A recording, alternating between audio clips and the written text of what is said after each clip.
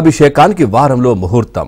న్యాయం కావాలి. ఇలాంటి వార్తల సమాహారం స్పీడ్ న్యూస్ ఇప్పుడు చూద్దాం.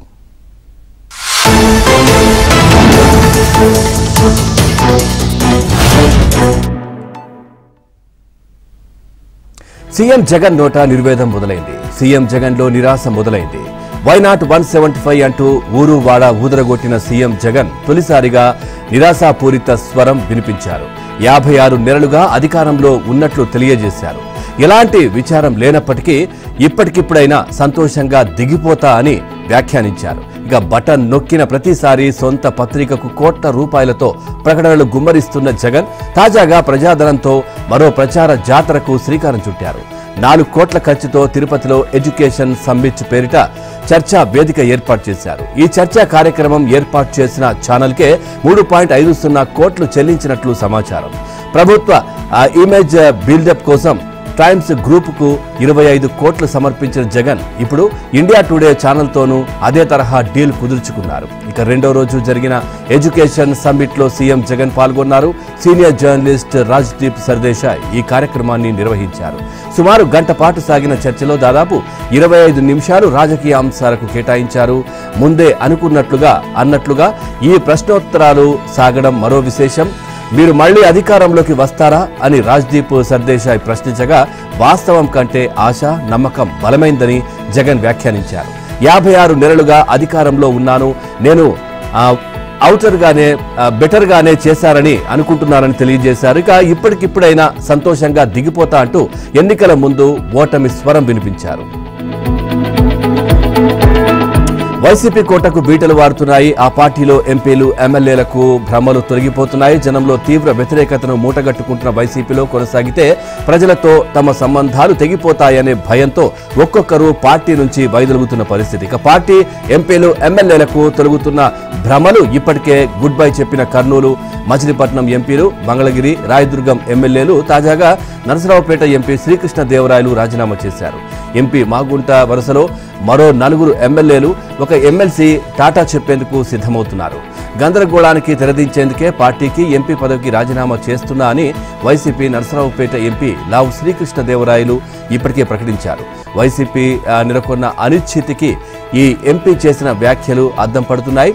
ఇలాంటి పరిస్థితుల్లో జగన్తో కంటే జనంతో ఉండడమే తమ రాజకీయ భవిష్యత్తుకు మంచిదని మరికొందరు నేతలు భావిస్తున్నారు. మెల్లగా పార్టీని వీడుతున్నారు. పార్టీ అధిష్టానం ఆడుతున్న సీట్ల బంతాటకు బలైపోతున్న వారితో పాటు పార్టీలో కనీసం గౌరవం దక్కని బలహీన వర్గాలకు చెందిన నేతలు ఆ పార్టీకి దండం పెట్టేసి బయటపడుతున్నారు. వైసీపీని వీడి టీడీపీలోకి చేరుతున్నారనే ప్రచారం మాత్రమే జరిగింది తప్ప ఆ నేత పెదవి విప్పనే లేదు. ఊహాగానాలకే పాలకపక్షం ఉలిక్కిపడింది. తనకు అలవాటైన రీతిలో వ్యవస్థల దుర్వినియోగానికి తెగబడి క్షణాల్లో మైనింగ్ విభాగాన్ని రంగంలోకి దింపింది. ఆయన గ్రానైట్ క్వారీపై దాడులు చేయించింది.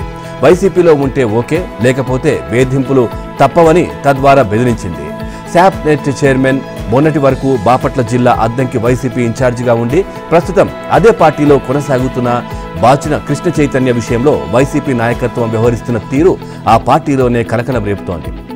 ఇటీవల అద్దంకి ఇన్ఛార్జిగా కృష్ణ చైతన్యను తప్పించిన సీఎం జగన్ ఆయన స్థానంలో పానెం హనుమీరెడ్డిని నియమించారు. ఇక దీనిని కృష్ణ చైతన్య తీవ్రంగా వ్యతిరేకిస్తున్నారు. పార్టీలోనే ఉంటూ మండల వారీగా తన వర్గంలో సమావేశాలు నిర్వహిస్తూ చివరి నిమిషంలోనైనా సీటు తనకే వస్తుందని చెబుతూ వస్తున్నారు. ఈ క్రమంలోనే 2 సార్లు తాడేపల్లి వెళ్లి వైసీపీ పెద్దలను కలిశారు. అట్నుంచి స్పందన లేదు. మహోద్యమం ముందుకు సాగుతోంది. అమరావతి రైతుల ఉద్యమానికి అపూర్వ ఆదరణ లభిస్తోంది. అమరావతి రైతుల ఉద్యమం ఇప్పటికే 1500 రోజులు దాటింది. రాజధాని రైతులు కుటుంబ సభ్యులతో కలిసి ఉద్యమాన్ని ముందుకు నడిపిస్తున్నారు. ఇక రైతుల మహోద్యమం మరిచిపోలేని విజయాలతో ముందుకు సాగిపోతోంది. అమరావతిని నాశనం చేయడానికి వైసీపీ ప్రభుత్వం 3 రాజధానుల ప్రకటనను విడుదల చేసింది. దీంతో రైతులు ఉద్యమానికి దిగారు. వారి ఉద్యమాన్ని ఎప్పటికప్పుడు భగ్నం చేసేందుకు వైసీపీ సర్కార్ ఎడతెగని ప్రయత్నాలు చేసింది. వైసీపీ చర్యలను అడ్డుకున్న 40 మందికి పైగా కేసులు పెట్టి 20 రోజుల పాటు జైలు పాలు చేసింది. ఇక ఇప్పటి వరకు 2600 మందిపై 600కు పైగా కేసులు బనాయించి 4 ఏళ్లలో 250 మంది రైతులు గుండెలు పగిలి చనిపోయారు. అమరావతి ఉద్యమం దశ దిశలా ముందుకు సాగుతోంది. 2021 నవంబర్ 1న రైతులు చేపట్టిన న్యాయస్థానం టు దేవస్థానం పాదయాత్ర ఉద్యమం తీవ్ర రూపం దాల్చింది. 57 రోజుల పాటు ఈ యాత్ర కొనసాగించింది. ఇక పాదయాత్ర ముగింపు సందర్భంగా తిరుపతిలో ఏర్పాటు చేసిన సభకు రాయలసీమ వాసుల నుంచి అనూహ్య స్పందన లభించింది. అమరావతి ఉద్యమం 1000 రోజుల మైలురాయిని చేరిన సందర్భంగా రాజధాని రైతులు అమరావతి నుంచి అరసవల్లి వరకు మహా పాదయాత్ర చేపట్టారు. ఈ పాదయాత్రకు అపూర్వ స్పందన లభించింది. ఉద్యమం 1100వ రోజుకు చేరిన సందర్భంగా రాజధాని గ్రామాల్లో రైతులు నిరసన దీక్షలు చేపట్టారు. కేంద్ర ఎన్నికల సంఘం మరో కీలక నిర్ణయం తీసుకుంది. జనసేన పార్టీకి ఎన్నికల గుర్తుగా గాజు గ్లాసును మరోసారి కేటాయించింది. ఆ పార్టీకి ఎన్నికల సంఘం మెయిల్ ద్వారా సమాచారం పంపించింది. ఉత్తర్వుల ప్రతులను జనసేన అధినేత పవన్ కళ్యాణ్ కు మంగళగిరిలోని కార్యాలయంలో పార్టీ లీగల్ సెల్ చైర్మన్ ఈ సాంబశివ ప్రతాప్ అందజేశారు. ఎన్నికల సంఘం తీసుకున్న నిర్ణయంపై పవన్ కళ్యాణ్ హర్షం వ్యక్తం చేశారు. ఎన్నికల సంఘంలోని అధికారులకు సిబ్బందికి ధన్యవాదాలు తెలిపారు. ఇదిలా ఉంటే కొరియోగ్రాఫర్ జానీ మాస్టర్, సినీ నటుడు పృథ్వీరాజ్ జనసేనలో చేరారు. మంగళగిరిలోని పార్టీ కార్యాలయంలో ఏర్పాటు చేసిన కార్యక్రమంలో పవన్ కళ్యాణ్ వారికి జనసేన కండువా కప్పి పార్టీలోకి ఆహ్వానించారు. జానీ మాస్టర్, పృథ్వీ చేరికపై పలువురు కార్యకర్తలు హర్షం వ్యక్తం చేశారు.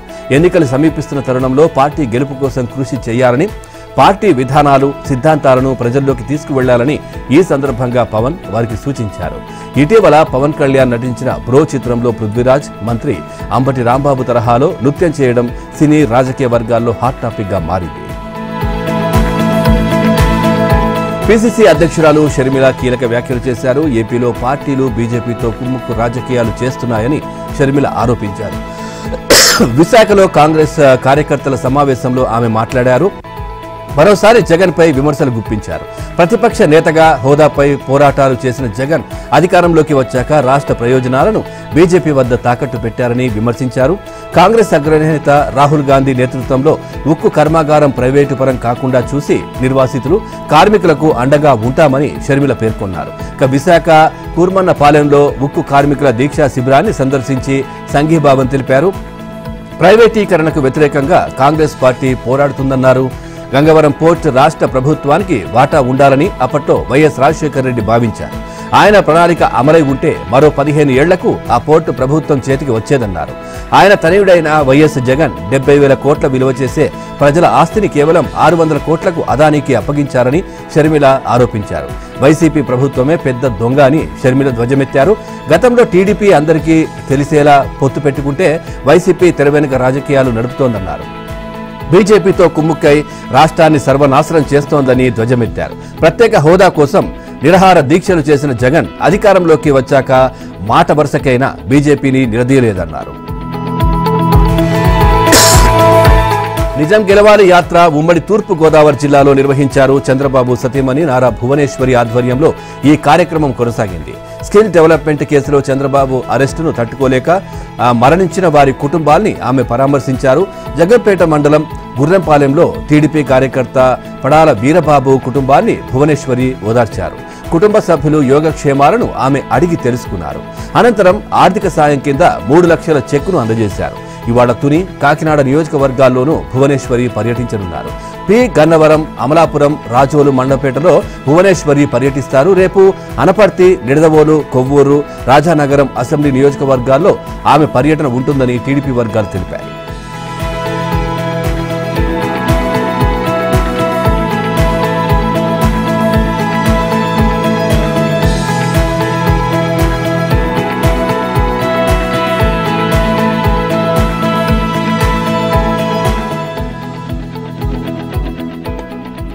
ఏపీలో ఆరోగ్యశ్రీ సేవలు స్తంభించనున్నాయి. సేవలు నిలిపివేతకు నెట్వర్క్ ఆసుపత్రులు సిద్ధమవుతున్నాయి.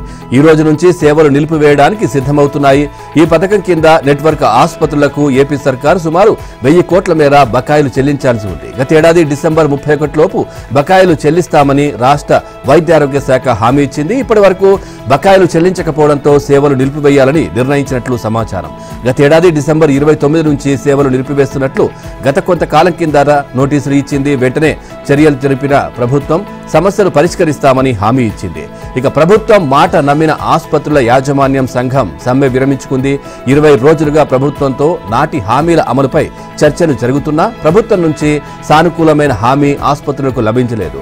విసిగిన యాజమాన్యాలు సేవలు నిలిపివేయాలని నిర్ణయించాయి.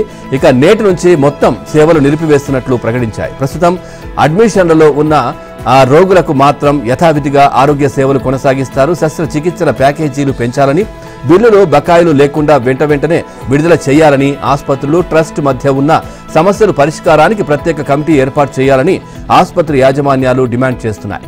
వాటిలో ఒక్క డిమాండ్ను ప్రభుత్వం పరిష్కరించలేదు. ఇప్పటికే 1,000 కోట్లు బకాయి ఉన్నట్లు తెలుస్తోంది. నిబంధనలకు విరుద్ధంగా విశాఖ శారదా పీఠం నిర్మిస్తున్న భవన నిర్మాణ పనులను తక్షణం నిలుపుదల చేయాలని హైకోర్టు ఆదేశించింది. తిరుమల గోగర్భన్ డ్యాం ప్రాంతంలో విశాఖ శారదా పీఠం నిర్మాణాలను చేపడుతోంది. ఇక క్షేత్రస్థాయిలో భవన నిర్మాణాలను పరిశీలించి నివేదిక సమర్పించాలని కోర్టు ఆదేశించింది. భద్రత విషయంలో రాజీ పడలేమని తేల్చి చెప్పింది. టీటీడీ ఈవో, దేవాదాయ శాఖ ముఖ్య కార్యదర్శి, TTD chief engineer, JEO, Visakha Sarada Peetha Tirumala మేనేజర్కు నోటీసులు జారీ చేసింది. పూర్తి వివరాలతో కౌంటర్ దాఖలు చేయాలని ఆదేశించింది. విచారణను 3 వారాలకు వాయిదా వేసింది. దీనిపై ప్రధాన న్యాయమూర్తి justice Dheeraj Singh Thakur, justice R Raghunandan రావుతో కూడిన ధర్మాసనం తాజాగా ఆదేశాలిచ్చింది. తిరుమల గోగర్భన్ డ్యాం ప్రాంతంలో విశాఖ శారదా పీఠం అక్రమ నిర్మాణాలు చేపడుతున్నా టీటీడీ ఎలాంటి చర్యలు తీసుకోలేదని తిరుమల క్షేత్ర రక్షణ సమితి అధ్యక్షుడు న్యాయవాది తుమ్మా ఓంకార్ ప్రజా ప్రయోజన వ్యాజ్యం దాఖలు చేశారు. శారదా పీఠం తరపున సీనియర్ న్యాయవాది ఎస్ఎన్ ప్రసాద్ వాదనలు వినిపించారు. భవనాలకు సంబంధించి సవరించిన ప్లాన్ ఆమోదం కోసం టీటీడీకి సమర్పించామని, నిర్మాణాల క్రమబద్ధీకరణకు సొమ్ము చెల్లించామని పేర్కొన్నారు. భక్తుల సౌకర్యం కోసం చేపట్టిన భవన నిర్మాణాల్లో ఎలాంటి అతిక్రమణలు జరగలేదన్నారు.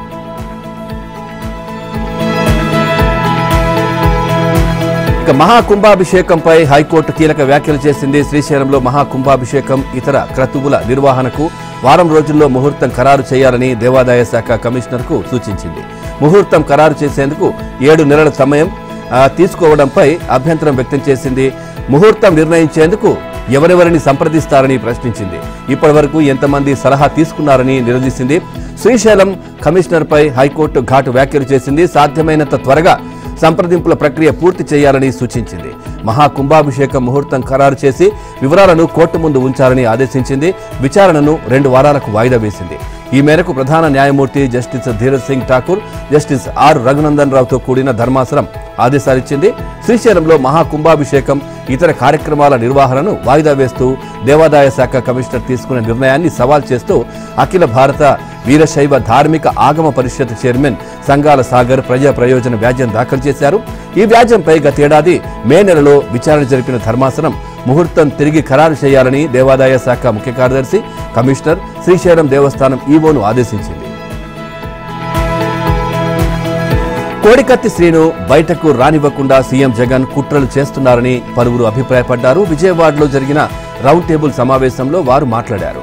కోడికత్తి శ్రీనుకు న్యాయం జరగడం లేదని పలువురు వ్యక్తులు ఆగ్రహం వ్యక్తం చేశారు. సీఎం జగన్ తీరుపై పలు ప్రజా సంఘాలు, దళిత సంఘాల నేతలు మండిపడ్డారు. శ్రీనుకు న్యాయం జరిగే వరకు పోరాటం చేస్తామని వారు ప్రకటించారు. సిపిఐ రాష్ట్ర కార్యదర్శి రామకృష్ణ మాట్లాడుతూ దాడి ఘటనతో వచ్చిన సానుభూతిని అడ్డం పెట్టుకుని అధికారంలోకి వచ్చిన జగన్ ఈ కేసు విచారణను కావాలనే అడ్డుకుంటున్నారని ఆరోపించారు. శ్రీను ఎటువంటి తప్పు చేసినా కోర్టు ద్వారా శిక్షించవచ్చునన్నారు. అయితే విచారణ చేయకుండా, బెయిల్ రానియకుండా 5 ఏళ్లుగా జైల్లో ఉంచడం అమానవీయంగా అభివర్ణించారు. సాక్ష్యం చెప్పడానికి జగన్ కోర్టుకు ఎందుకు రావడం లేదో అర్థం కావట్లేదన్నారు.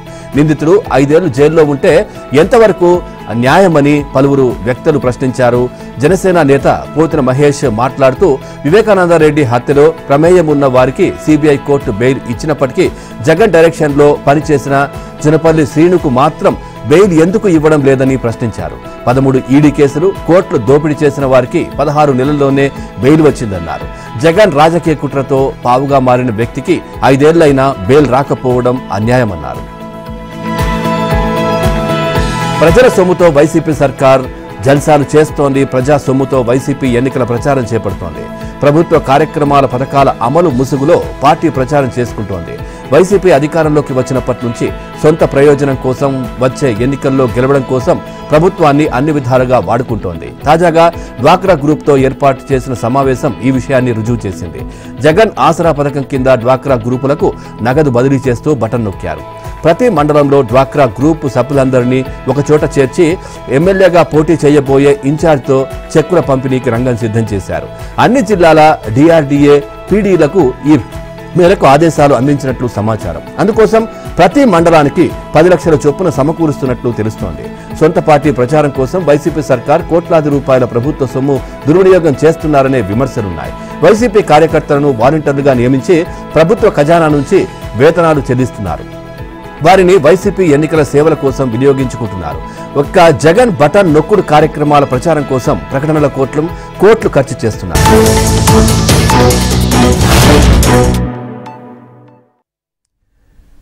సీఎం రేవంత్ రెడ్డి ఆర్థిక శాఖకు కీలక ఆదేశాలు జారీ చేశారు. రైతు బంధు చెల్లింపులకే తొలి ప్రాధాన్యం ఇవ్వాలని ఆదేశించారు. 10 ఎకరాల వరకు రైతు బంధు చెల్లింపులు పూర్తయ్యేదాకా ఇతర చెల్లింపులు నిలిపివేయాలని సీఎం సూచించారు. నగదు బదిలీ ప్రక్రియ మరింత వేగం పుంజుకునే అవకాశాలున్నాయి. రాష్ట్ర వ్యాప్తంగా 69 లక్షల మంది పట్టాదారులు ఉన్నారని గుర్తించారు. ఇక రైతులకు ఎకరానికి 5,000 చొప్పున పెట్టుబడి సాయం అందించేందుకు ఒక సీజన్కు 7,625 కోట్లు అవసరమవుతుందని అంచనా వేశారు. ఈ యాసంగి సీజన్కు సంబంధించి రైతు బంధు చెల్లింపులను రాష్ట్ర సర్కార్ డిసెంబర్లో ప్రారంభించింది. తొలుత ఎకరం వరకు భూమి ఉన్న రైతులకు నగదు బదిలీ చేయాలని, ఆ తర్వాత క్రమంగా విస్తీర్ణం పెంచుకుంటూ రావాలని సీఎం సూచించారు. నిధులు సర్దుబాటు చేసుకుంటూ చెల్లింపులు చేయాలని సీఎం ఆదేశించారు. తాజాగా రిజర్వ్ బ్యాంకు నుంచి 3,000 కోట్ల రుణం తీసుకోవడంతో చెల్లింపులు మళ్లీ మొదలయ్యాయి. ఇతర చెల్లింపులను ఆపి రైతు బంధుకే సొమ్ములు కేటాయించాలన్న సీఎం ఆదేశాలతో చెల్లింపుల్లో వేగం పెరిగింది. గవర్నర్ తమిళిసైతో సీఎం రేవంత్ రెడ్డి, ఉప ముఖ్యమంత్రి మల్లు భట్టి విక్రమార్క రాజ్భవన్లో మర్యాదపూర్వకంగా భేటీ అయ్యారు. సుమారు 20 నిమిషాల పాటు ఈ సమావేశం జరిగింది. ఈ నెల 26న పబ్లిక్ గార్డెన్లో నిర్వహించనున్న గణతంత్ర వేడుకలకు తమిళిసైని సీఎం, డిప్యూటీ సీఎంలు ఆహ్వానించారు. ఈ సందర్భంగా వారి మధ్య పలు అంశాలు చర్చకు వచ్చినట్లు తెలిసింది. టీఎస్పీఎస్సీ చైర్మన్ నియామకంపై త్వరగా నిర్ణయం తీసుకోవాలని గవర్నర్ను ముఖ్యమంత్రి కోరినట్టు సమాచారం. గవర్నర్ కోటా ఎమ్మెల్సీల ఖాళీల భర్తీ అంశంపైన చర్చించినట్లు తెలిసింది.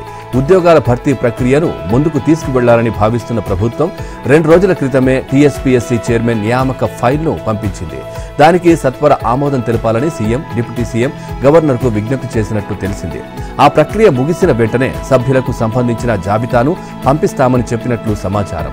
రాష్ట్రంలో నిరుద్యోగ యువత ఉద్యోగాల కోసం ఎదురుచూస్తున్నందున ఈ ప్రక్రియను త్వరగా పూర్తి చేయాలని ప్రభుత్వం భావిస్తున్నట్లు వారు గవర్నర్కు వివరించారు. తమిళిసై కూడా దీనికి సంబంధించి మరిన్ని వివరాలు అడిగి తెలుసుకున్నారు. ధరణి కమిటీ ఆసక్తికరమైన వ్యాఖ్యలు చేసింది. ధరణిలో వచ్చిన భూ సమస్యలు ఏమిటి అని ఆరా తీసింది. రైతులు ఎలాంటి సమస్యలు ఎదుర్కొంటున్నారని విచారించింది. మీ సేవలో దరఖాస్తులు చేసుకోవడానికి ఆప్షన్ లేని సమస్యలు ఎలా పరిష్కారం అవుతాయని నిలదీసింది. ధరణి కమిటీ సిద్దిపేట, రంగారెడ్డి, నిజామాబాద్, ఖమ్మం, వరంగల్ జిల్లా కలెక్టర్లపై ప్రశంసల వర్షం కురిపించింది. ఇతర జిల్లాల కలెక్టర్లతో వీడియో కాన్ఫరెన్స్ నిర్వహించింది. భూ సమస్యల పరిష్కారానికి అవసరమైన ఆప్షన్లు, మాడ్యూల్స్ ధరణి పోర్టల్లో లేవని కమిటీ గుర్తించింది. క్షేత్రస్థాయి అధికారుల నుంచి నివేదికలు వచ్చాకే సమస్యలు పరిష్కరించేందుకు ధరణిలో ఆప్షన్లు ఉన్నాయని తెలిపింది. రైతుల సమస్యల పరిష్కారంలో తీవ్ర జాప్యం జరుగుతోందని చెప్పారు. ఇక పరిపాలనా పరమైన సమస్యలు ఉన్నాయని, కోర్టుల్లో కేసులు, ఇతర కారణాల వల్ల భూ సమస్యల పరిష్కారంలో మరింత జాప్యం జరుగుతోందని వివరించింది. కమిటీ సభ్యులు కోరిన సమాచారాన్ని కలెక్టర్లు అందజేశారు. ఈ నెల 27న అటవీ, గిరిజన సంక్షేమ అధికారులతో ధరణి కమిటీ సమావేశం కానుంది. లోక్సభ ఎన్నికలకు ముందే ప్రభుత్వానికి మధ్యంతర నివేదిక ఇవ్వాలని భావిస్తోంది.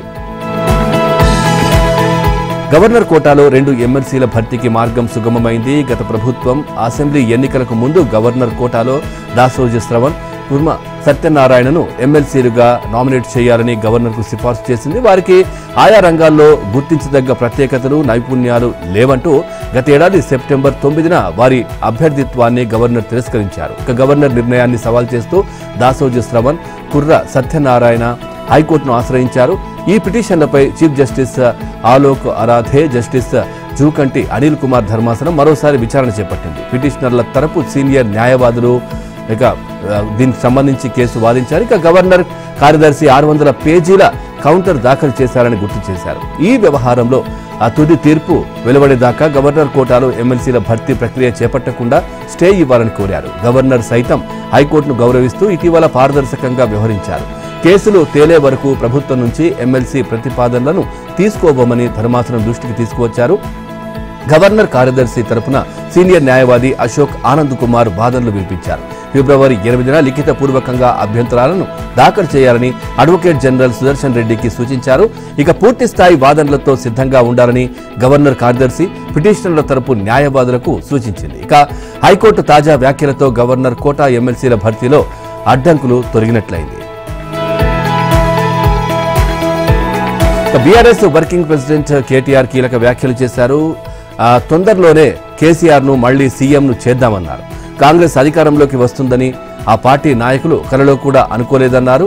అందుకే బస్సు ఫ్రీ, బంగారం ఫ్రీగా ఇస్తామంటూ అమలుకు నోచుకొని హామీలు ఇచ్చారని ఆరోపించారు. కాంగ్రెస్ కు ఓటు వేసిన వారంతా ఇప్పుడు బాధపడుతున్నారని కేటీఆర్ వ్యాఖ్యానించారు. కరీంనగర్ పార్లమెంటరీ నియోజకవర్గాల్లో జరిగిన సమావేశంలో కేటీఆర్ ప్రసంగించారు. మొన్నటి అసెంబ్లీ ఎన్నికల ఫలితాలు బాధాకరమేమీ కాదన్నారు. ఇక ప్రజలు తమను చీకొట్టలేదన్నారు. ప్రజలు భావోద్వేగంతో వారికి ఓటేశారని చెప్పారు. 1.85% ఓట్ల తేడాతో మాత్రమే అధికారం కోల్పోయినట్లు కేటీఆర్ వివరించారు. ప్రజా తీర్పును అవమానపరిచేలా మాట్లాడవద్దని పార్టీ శ్రేణులు సోషల్ మీడియా వారియర్స్ కు సూచించారు. ఎన్నికల్లో తప్పుడు హామీలతో రేవంత్ రెడ్డి ప్రజలను నమ్మించారని కేటీఆర్ ఆరోపించారు. ఇక కాంగ్రెస్ 6 గ్యారంటీలే కాకుండా మేనిఫెస్టోలో పేర్కొన్నవన్నీ కలిపి 420 హామీలు ఇచ్చారని, వాటిని ప్రజలకు వివరించి అమలయ్యే వరకు పోరాడదామని పిలుపునిచ్చారు. ఇక హామీలు అమలు చేయకుంటే ప్రభుత్వాన్ని నగ్నంగా నిలబెడదామని హెచ్చరించారు. తాము పార్టీ మారుతున్నట్లు జరుగుతున్న ప్రచారాన్ని ఉమ్మడి మెదక్ జిల్లాకు చెందిన 9 బీఆర్ఎస్ ఎమ్మెల్యేలు ఖండించారు. కేసీఆర్ నాయకత్వంలోనే పనిచేస్తామని వారు తేల్చి చెప్పారు. Patancheru MLA Gudem Mahipal Reddy, Narsapur MLA Sunitha Laxma Reddy, Dubbaka MLA Kotha Prabhakar Reddy, Zaheerabad MLA K Manik Rao CM రేవంత్ను కలవడంతో రాజకీయ ప్రకంపనలు చెలరేగాయి. ఉమ్మడి జిల్లాకు చెందిన ఎమ్మెల్యేలు ఒకేసారి సీఎంతో భేటీ కావడం రాజకీయ వర్గాల్లో గుబులు నెలకొంది. సీఎంను కలవడం వెనుక ఉన్న తర్కంపై వారు వివరణ ఇచ్చారు. తాము ఎవరితోనూ చర్చలు జరపలేదన్నారు. మెదక్ జిల్లా సమస్యలు వివరించేందుకే సీఎంను కలిశామన్నారు. దీనిపై కొందరు కావాలనే దుష్ప్రచారం చేస్తున్నారని ధ్వజమెత్తారు. మా ప్రతిష్టకు భంగం కలిగిస్తే పరువు నష్టం దావా వేయాల్సి ఉంటుందన్నారు. కేసీఆర్ నాయకత్వంలోనే పనిచేస్తామన్నారు. నియోజకవర్గాల సమస్యలు, అభివృద్ధి గురించి సీఎంకు చెప్పడం తమ బాధ్యతన్నారు.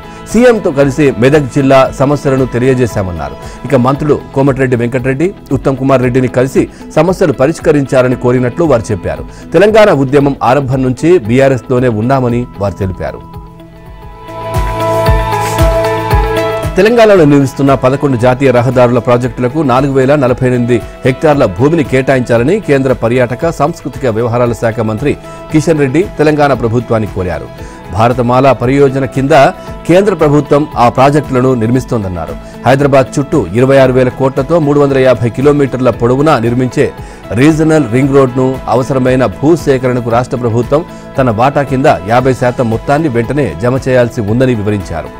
ఇప్పటికే ఆయన రాష్ట్ర ముఖ్యమంత్రి రేవంత్ రెడ్డికి 2 లేఖలు రాశారు. రాష్ట్రంలో 2500 కిలోమీటర్ల పొడవైన జాతీయ రహదారుల ప్రాజెక్టులు వివిధ దశల్లో ఉన్నాయన్నారు.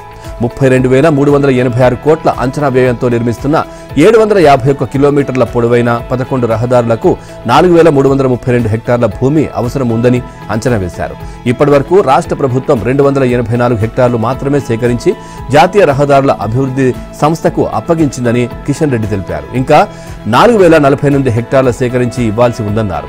ఇదే విషయాన్ని గత ముఖ్యమంత్రికి తెలియజేస్తూ 2023 మార్చి 15న లేఖ రాసినట్లు కిషన్ రెడ్డి తెలిపారు. అవినీతి నిరోధక శాఖ వలలో మరో భారీ తిమంగళం చిక్కింది. ఇక హెచ్ఎండిఏ పట్టణ ప్రణాళిక విభాగం డైరెక్టర్ శివబాలకృష్ణ ఆదాయానికి మించి ఆస్తులు కలిగి ఉన్నట్లు ఏసీబీ గుర్తించింది. ప్రస్తుతం ఆయన మెట్రో రైల్ ప్లానింగ్ అధికారి, రేరాలో కార్యదర్శిగాను కొనసాగుతున్నారు. ఏకకాలంలో 14 బృందాలు బాలకృష్ణ నివాసం, కార్యాలయం, బంధువుల ఇళ్లలో సోదాలు చేశారు. ఇప్పటి వరకు 100 కోట్లకు పైగా స్థిర చరాస్తులు గుర్తించారు. ఇంకా బ్యాంకు లాకర్లు తెరవాల్సి ఉంది. 40 లక్షల నగదు, 2 కిలోల బంగారం, స్థిర చరాస్తులకు సంబంధించిన డాక్యుమెంట్లు, 60 ఖరీదైన చేతి గడియారాలు, 14 మొబైల్ ఫోన్లు, 10 ల్యాప్టాప్లు గుర్తించారు. మొత్తం 100 కోట్ల విలువైన ఆస్తులు బయటపడ్డాయి. బాలకృష్ణ నివాసంలో క్యాష్ కౌంటింగ్ యంత్రాలను అధికారులు గుర్తించారు. 4 బ్యాంకు లాకర్లు సైతం గుర్తించినట్లు సమాచారం. తనిఖీలు ఇవాళ కూడా కొనసాగుతాయని అధికారులు తెలిపారు. హెచ్ఎండిఏలో ఉన్నప్పటి నుంచే ఈ ఆస్తులన్నీ కూడబెట్టినట్లు ఏసీబీ దర్యాప్తులో తేలింది. బ్యాంకు లాకర్లు, బంధువుల ఇళ్లలో సోదాలు ముగిస్తే మరికొన్ని ఆస్తులు బయటపడే అవకాశం ఉందని అధికారులు భావిస్తున్నారు. ఉన్నతాధికారులు, రాజకీయ నేతల అండదండలతో కోట్లు కూడబెట్టినట్టు వచ్చిన సమాచారం ఆధారంగా ఏకకాలంలో ఏసీబీ సోదాలు నిర్వహించింది. ప్రధాని మోదీకి అభినందనలు వెల్లువెత్తుతున్నాయి. అయోధ్యలో రామమందిర ప్రతిష్టాపనను విజయవంతంగా నిర్వహించినందుకు మోదీని పలువురు అభినందిస్తున్నారు. మోదీని అభినందిస్తూ కేంద్ర కేబినెట్ ఏకగ్రీవంగా చేసిన తీర్మానాన్ని ఆమోదించింది. మోదీని ఇప్పటికే ప్రశంసలు ముంచెత్తింది. ఇక రామ మందిర నిర్మాణం జన్మకొకసారి వచ్చే అవకాశం ఉందని, జన్మలకు ఒకసారి వచ్చే అవకాశం అని పేర్కొన్నారు. ఇక శతాబ్దాలుగా అయోధ్యలో రామాలయ నిర్మాణం జరగాలన్న ప్రజల ఆకాంక్షలను మోదీ నెరవేర్చారని ఆ తీర్మానం ద్వారా పలువురు కొనియాడారు. కేబినెట్ సమావేశంలో కేంద్ర రక్షణ శాఖ మంత్రి రాజ్నాథ్ సింగ్ తన మంత్రివర్గ సహచరుల తరపున మోదీని అభినందిస్తూ తీర్మానాన్ని చదివి వినిపించారు.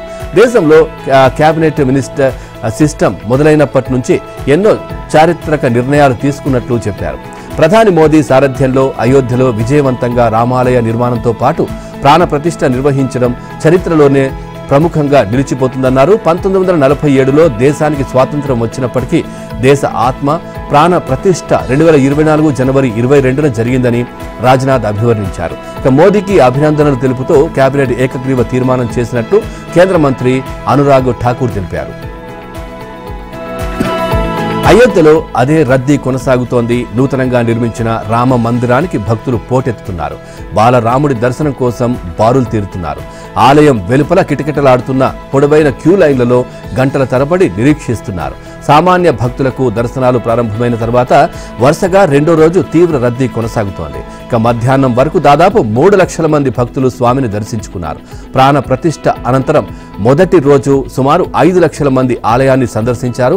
భక్తుల తాకిడితో రామ మందిరానికి వెళ్లే ప్రధాన రహదారులు కిక్కిరిసిపోతున్నాయి. దీంతో ఆలయ సిబ్బంది వాహనాలను దారి మళ్లించారు.